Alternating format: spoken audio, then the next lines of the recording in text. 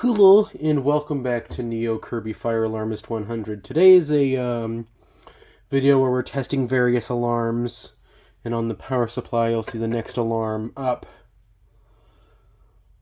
So right now we have the system sensor SpecTrueAlert Classic ceiling mount speaker strobe. It's the SP2C2495.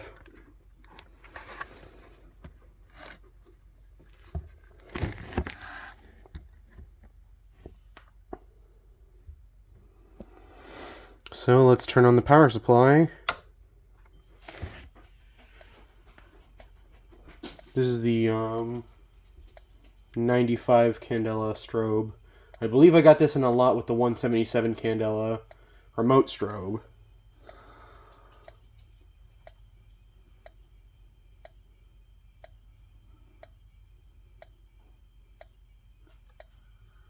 With this one, I don't have any like fancy speaker wire or anything, so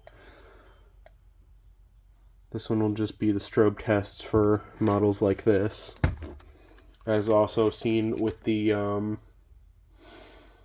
E50 and the 4903 and 9357.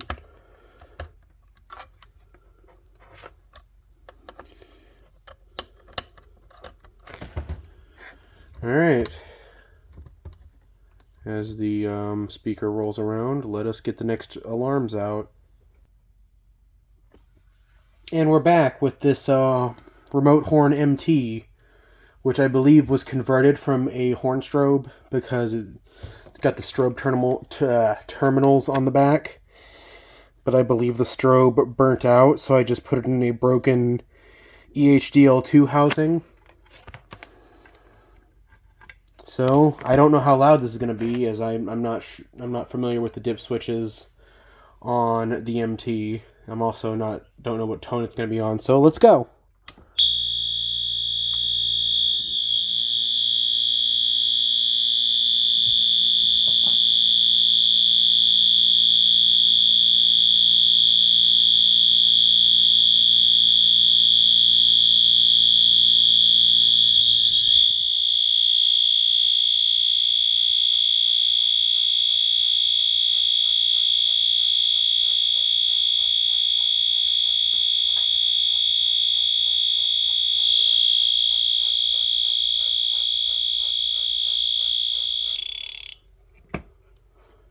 Okay, that got really loud, really fast. It's basically the same as the AS I want to test. And it also lingered for quite a bit, even after I shut the power supply off. Doggo no like loud noise. Alright, let's get the next devices out. We be back with, this time, it looks like a mass, but I think this is actually an MAEH, as that is just the mass, but with different tones. And when I first tried to do this video, I turned it on thinking it was a mass, and then it did that really low horn tone, so that's what it's on right now, because I don't have any of the jumpers for it. So it is not set to 4-wire. It is not set to the horn and strobe being separate. But, let's go.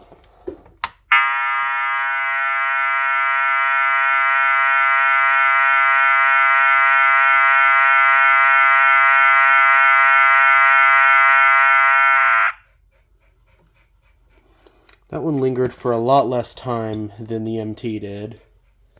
Alright, next device, which I believe is an EH-DL1. One quick thing of note before I activate this alarm. This is actually not an EH-DL1, this is an EH-DL1-WS-24, which I believe is a... Sorry, had to sneeze. 4-wire version of the EH-DL1. So I'm having this on strobe only, as what we see next is a 9838. And before you say that, I already tested one. What you don't know, I have two. And that's the one that was tested in the previous video. This one I don't know if it works yet. So here's the EH-DL1.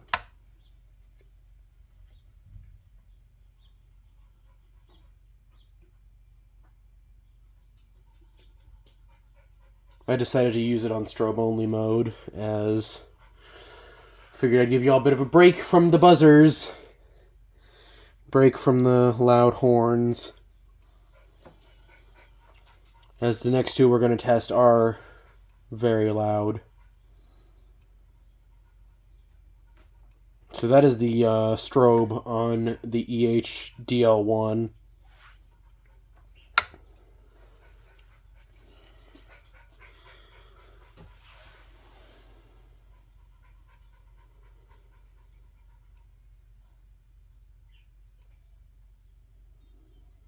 Don't know what it is about Wheelock devices and wanting to linger for quite a bit after I shut the power supply off.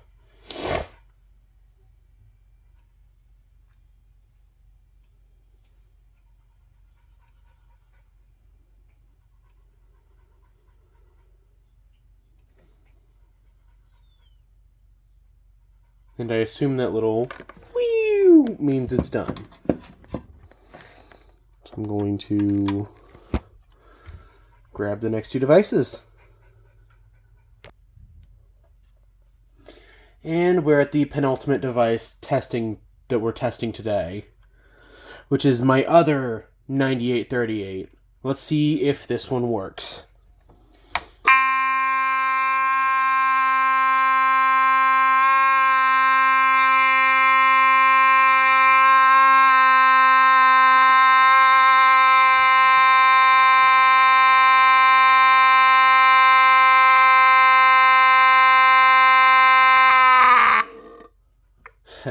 I love that. I love that when I shut the power supply off, after a couple of seconds, it just goes meow. I think that's funny. Alright, last device. The TrueAlert. I don't know the exact model number, and I guess it's a pre-TrueAlert, as it doesn't have the TrueAlert lettering on it. So, let's get it wired up, and let's see if the horn works, because I believe this is an addressable TrueAlert, so the strobe won't flash without a sync module. Alright, last device, Simplex TrueAlert. Don't know the model number. Let's go.